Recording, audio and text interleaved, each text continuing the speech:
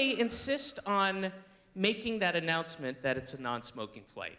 You know, I mean, there's nobody in this building, and I'm including the union guys, nobody in this building who was alive when smoking was allowed on airplanes. Nobody. Why do they still, and it's always a reminder, just a reminder, this is a non-smoking flight. All of our flights are non-smoking. And also another reminder, this is a non-slavery flight.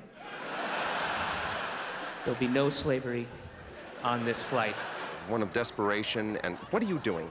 Excuse me. Hi, Chip Curson, Action 6 News. Yeah, what, Curson? What's going on here? What are all these reporters doing?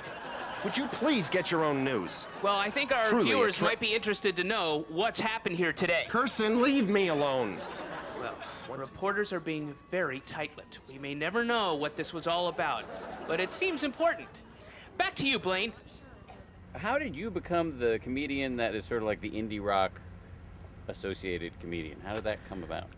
You know, it was a long audition process, and you go through a number of stages, and I was almost disqualified in round 7, but they were looking at an old rule sheet that was from Europe, and didn't really apply, hadn't been translated to American culture. So just, you know, it was over a almost a 2-year process, but then Who was blackballing you, like Bob Mould?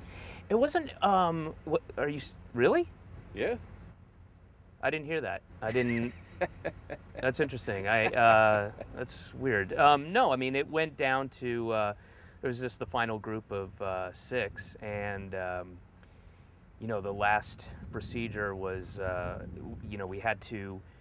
Like it was like a zip line thing that went between 2 buildings, and I mean, it was all safety harness and everything, but you had to go there, you had to eat a bucket of worms on the harness, and I just did it in the quickest time. Fair enough. So I got to be the guy. There also is a connection and a mutual admiration society between bands and comedians, and you know, comedians, a lot of comedians are frustrated musicians, a lot of musicians are frustrated comedians, and it's the world runs in the same kind of pack. And I also got out of comedy clubs pretty early and started doing shows in music venues for a variety of reasons, and so the connection just sort of evolved. Young band, you are going to rock school!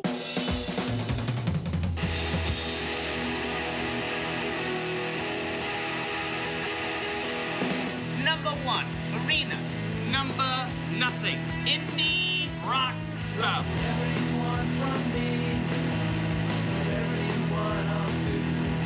Does everyone remember the Foghat rule? Your 4th album should be double live. Trash this rule. You also do some emceeing at the Hanukkah party for Yola Tango, right? Or at least I heard a set that you did there.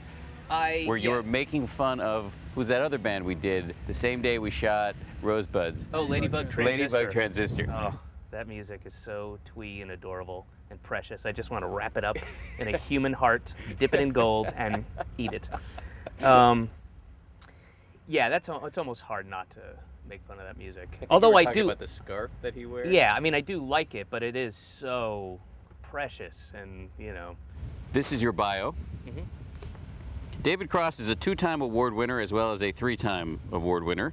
He was part of Mr. Show and Arrested Development. He has done and still does stand-up comedy. He is a Jew/atheist, originally from Atlanta. He speaks 4 languages and 3 dialects. He writes, loves, and eats in the NYC area. He's a Red Sox fan. In fact, he has a dog named Ollie Red Sox. He's a true patriot and a great American. He's currently Amber Tamblyn. Yes.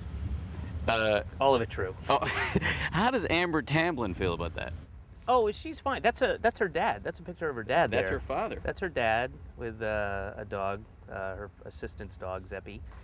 So her dad was cool with you writing this? Yeah. Oh, her parents are so awesome. Her mom was a little like not that, I don't want to say not cool with it, but didn't find it as funny as Amber and Russ did. And of course I checked with her. It occurred to me, because you know, bios always have that, you know, the author does this, he is currently something. And so that's why I put that thing. And did you have a moment of trepidation where you had written it? No. And you... No, not at all. I laughed, I showed it to Amber, she laughed. she told her dad. Her dad laughed harder than she did. And the only one who was like a little weird about it was her mom, but then eventually kind of came around. Her parents are awesome. So now that this is in print permanently, Now I'm not allowed to break up for a while. Right. Yeah, yeah. you're stuck with her. Well, yeah. I mean, she's No, she's fantastic. awesome. Yes. She's a good person to be stuck with. Yes. There are a lot of rants in here. One of the rants I want to ask you about, the two I want to ask you about, Okay. pitchfork. Do you hate pitchfork? No, I don't hate it. I appreciate the analytical analysis. I think they go overboard often, as I demonstrate, and I was surprised that they asked me to do it because I got such strange reviews from, I mean, bad, but also just they're overwrought and overwritten, and it seems way more about the reviewer than the actual work, which it bothers me about a lot of critics when it's more about them, you know, and how clever they are than their critique of the work.